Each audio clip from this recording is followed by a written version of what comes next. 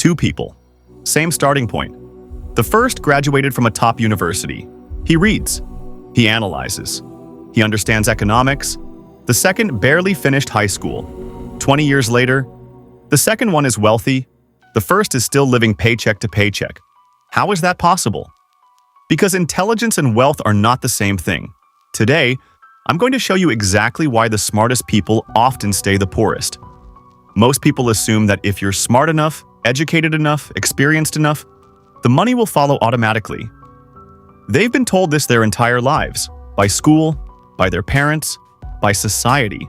But that assumption is deeply wrong, and it quietly destroys more financial potential than almost anything else. If you watch until the end, you'll never look at money the same way again. Part 1. School. Taught you the wrong game. Most intelligent people grow up with one deep belief. If I become smart enough, money will follow. That's exactly what school teaches. Get good grades, get a good degree, find a good job, work hard, and the system rewards you. But here's what school never tells you. Money doesn't reward intelligence. Money rewards value. The marketplace doesn't ask how smart you are. It doesn't care about your GPA or your degree. It asks one question: what problem can you solve? That's why people without degrees build fortunes while engineers struggle to pay rent. One learned how to pass exams. The other learned how to create value. And the world only pays for one of those. This is the first trap. And most intelligent people never even see it. Because school spent years convincing them the game was about being smart. It isn't. Part 2. Analysis. Paralysis. Have you ever noticed that the most intelligent people often hesitate the most? They analyze. They compare. They research. They build spreadsheets. They look at every angle. Then they start all over again. Psychologists call this analysis paralysis. And it hits intelligent people hardest because their brain is genuinely good at finding problems, risks, and reasons to wait.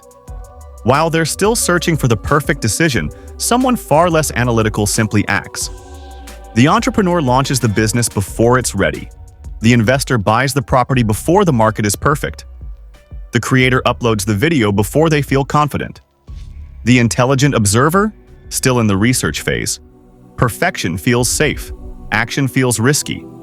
But wealth almost always rewards action, not perfection. The people who build things aren't waiting for the right moment. They're creating it.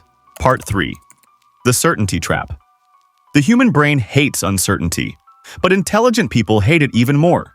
Why? Because they can see all the risks. They can map out every possible way things could go wrong.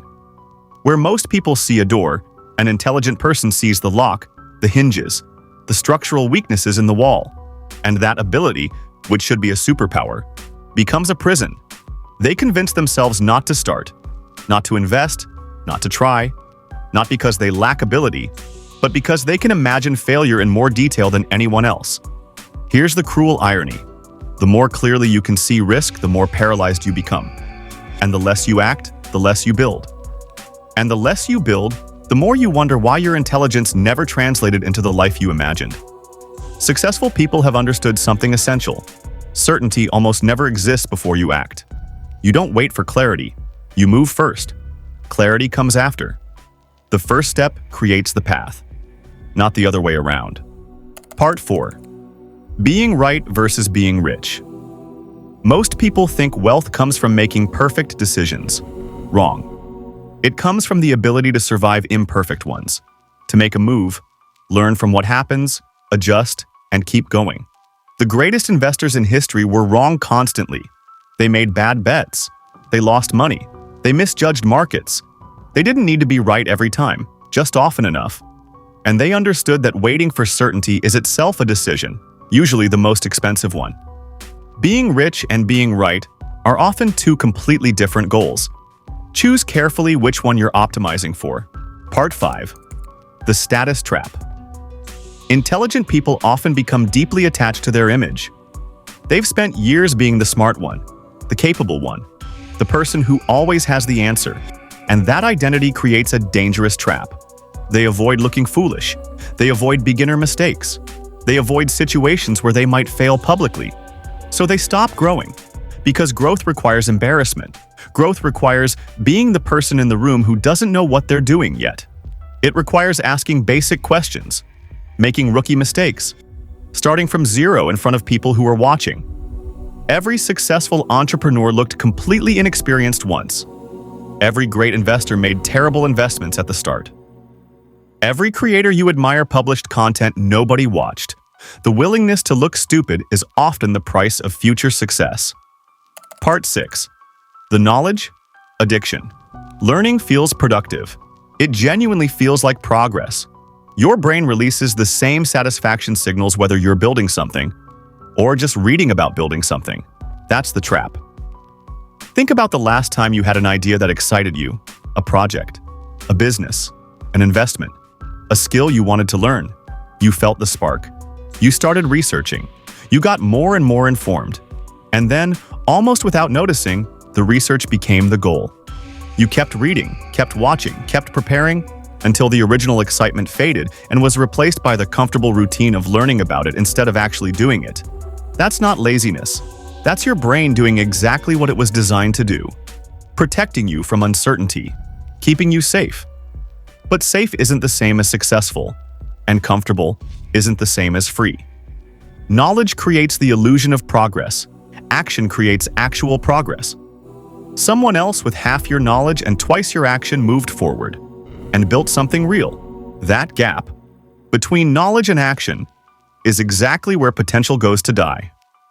Part 7. The wealth mindset. Wealthy people think differently, not because they're smarter. In fact, sometimes it's the opposite. It's because they ask better questions. Instead of, what if I fail? They ask, what if this works? Instead of, how do I avoid risk? They ask, how do I manage risk? Instead of, how much can I save? They ask, how much value can I create? The question you ask determines the answer you find, and the answer you find determines the life you build. Being intelligent is a gift, a real one. Don't let anyone tell you otherwise, but intelligence alone will not make you wealthy. The marketplace doesn't reward what you know.